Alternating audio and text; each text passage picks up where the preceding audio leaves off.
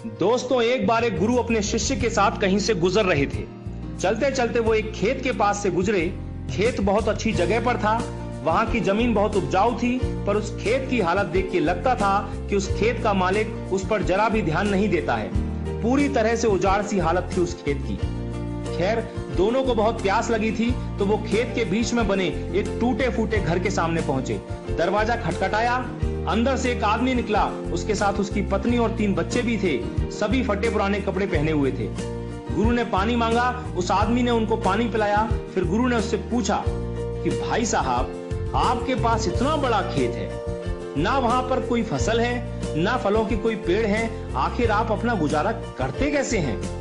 आदमी ने जवाब दिया, जी हमारे पास एक भैंस है, वो काफी दूध देती है, उसको बेच के कुछ पैसे मिल जाते हैं और बचे दूध का सेवन करके हमारा गुजारा चल जाता है। चूंकि शाम काफी हो गई थी, तो गुरु और शिष्य ने रात को वहीं रुकने का तय कर लिया। आधी रात को जब सब गहरी नींद में सो गए, तब गुरु ने शिष्य को उठाया और कहा कि चलो चलो, हमें अभी यहाँ से निकलना है, पर जाने से पहले हम उस आदमी की भैंस को पहाड़ से गिराकर मार डालेंगे। ऐसा करने का शिष्य का जरा भी मन नहीं था। उसे यह बहुत गलत लगा, पर वो गुरु की बात को टाल नहीं सका। सो वो भैंस को मारकर रातों रात वहां से गायब हो गए। ये बात शिष्य के मन में बैठ गई थी।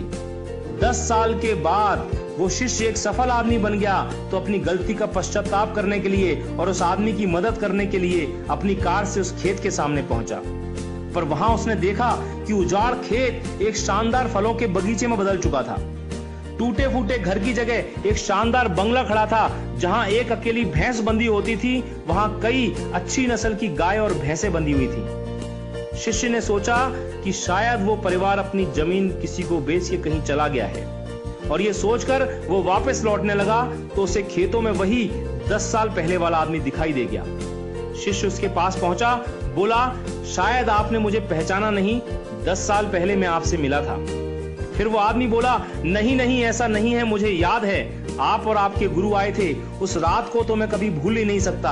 आप लोग बिना बताए चले गए, पर उस दिन न जाने कैसे हमारी भैंस पहाड़ से नीचे गिर के मर गई।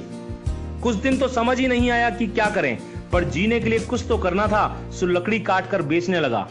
पैसे आए तो खेत में बुआई कर दी। फसल अच्छी हुई तो उसे बेच के फलों के बगीचे लगा दिए। काम अच्छा चल पड़ा और आज मैं आसपास के 1000 गांवों में सबसे बड़ा फल व्यापारी हूं। शिष्य बोला, ये काम आप पहले भी तो कर सकते थे। तो आदमी बोला, तब जिंदगी बिना मेहनत के गुजर रही थी, कोई रिस्क नहीं था, तो लगा नहीं कि मेरे अंदर इतनी क्षमता है, सो कोशिश ही नहीं की। पर जब भैंस मर गई तो हाथ पांव मारने पड़े और फाइनली मैं यहां तक पहुंच गया। दोस्तों, कई बार हम भी परिस्थितियों के इतने आदी हो जाते हैं कि उसी में जीना शुरू कर देते हैं, चाहे वो कंडीशन कितनी भी बुरी क्यों ना हो। यहां तक कि हम अपनी नौकरी से कई बार इतनी नफरत करते हैं, पर फिर भी उसे पकड़े पकड़े जिंदगी बिताने लगते हैं। कई बार नए अवसर के बारे में हम बस इसलिए नहीं सोचते क्योंकि पुराने से हमारा दाल रोटी का खर्चा निकल रहा होता है। हम डरते हैं रिस्क लेने से, और सिर्फ इन्हीं वजहों से हम कभी अपने फुल पोटेंशियल को रियलाइज नहीं कर पाते। हम अपनी क्षमताओं का पूरा उपयोग नहीं कर पाते, जिससे हमारी लाइफ कहीं बेहतर बन सकती है। दोस्तों, सोचिए कहीं आपकी लाइफ में भी कोई ऐसी भैंस तो नहीं है जो आपको एक बेटर लाइफ जीने से रोक रही है। आपने कहीं उस भैंस को बांध के तो नहीं रखा है, और यदि लगे कि ऐसा है तो आगे बढ़िए, हिम्मत करिए और काट के फेंक दीजिए उस रस्सी को जो आपको बांध के रखी हुई है। दोस्तों, आपके पास खोने के लिए सिर्फ वो एक भैंस है, यानी एक जरा सी चीज, पर पाने के लिए आपके पास सारा जहान है। Sky is the limit. मैं शैलेंद्र सिंह, आपका दिन शुभ हो।